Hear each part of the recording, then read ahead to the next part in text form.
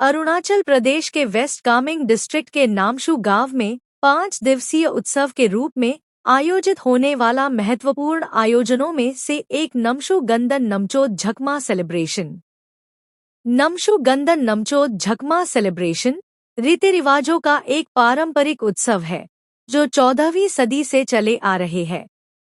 Oral transmission के अनुसार नमशू गंदन नमचोद झकमा celebration का उत्सव नामशू गांव को एक अद्वितीय सांस्कृतिक और धार्मिक दृष्टिकोण प्रदान करता है।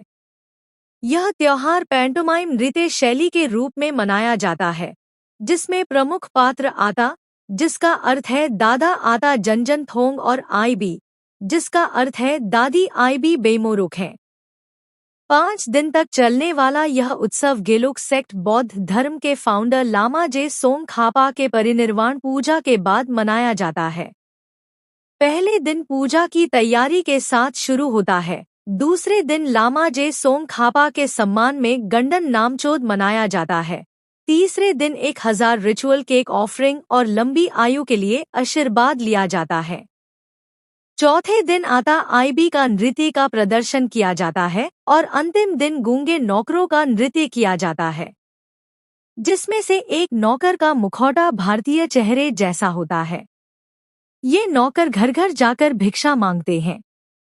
मौखिक परंपरा के अनुसार एक वृद्ध पति और पत्नी थे। जनजन थोंग और बेमोरोक जो तिब्बत के रहने वाले अमीर खानाबदोश यानी नोमैड्स थे, और दोनों के कोई संतान नहीं थे। वे मरने से पहले किसी एक जगह पर परमानेंटली बसना चाहते हैं। लामाओं ने भविष्यवाणी की थी कि पति पत्नी का आखिरी दिन सेंट्रल मोन्यूल के एक जगह पर होगा, और साथ ही स्थान के नाम का पहला अक्षर ना बताया। साथ ही यह भी कहा था कि वहां एक तालाब होगा तथा तालाब के अंदर एक ऊंचा पत्थर होगा जो चारों ओर प्रकाश फैलाएगा। और वृद्ध पति पत्नी अपने 2 गूंगे नौकरों के साथ उस स्थान की खोज में सेंट्रल मोन्यूल की ओर चल पड़े, जहां वे अपने अंतिम समय में परमानेंटली बसना चाहते थे।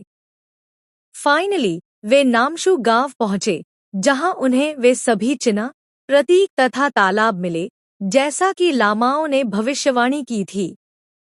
2 गूंगे नौकरों में से एक नौकरों तिब्बती मूल का था तथा दूसरा भारतीय मूल का था। समय बीतने के साथ वृद्ध पति पत्नी अपने पीछे 2 नौकरों को छोड़कर चल बसे। अपने मालिक के बाद दोनों नौकरों की भी भूख से मृत्यु हो गई। समय बीतता गया, लेकिन वृद्ध पति पत्नी तथा दोनों नौकरों की आत्माएं नामशू के लोगों को नुकसान पहुंचाने लगी। परिणामस्वरूप ग्रामीणों की अप्रत्याशित और असामयिक मृत्यु शुरू हो गई। महामारी, सूखा और अकाल की एक श्रृंखला ने गांव को बुरी तरह प्रभावित किया। ग्रामीणों को लामाओं की सलाह लेनी पड़ी। लामाओं ने अपनी दिव्य शक्ति अनुसार यह बताया कि बुजुर्ग पति पत्नी और उनके 2 नौकरों की आत्माएं ऐसी घटनाओं का कारण बन रही हैं। ऐसी घटनाओं को रोकने के लिए लामाओं ने इन आत्माओं को प्रसन्न करने की सलाह दी, और यह बुजुर्ग पति पत्नी और 2 नौकरों को चित्रित करके एक अनुष्ठान आयोजित करने की सलाह दी। इस प्रकार इस अनुष्ठान के आयोजन से जो अस्तित्व में आया वह नामशू गंडन नमचोद झकमा के नाम से जाना जाता है।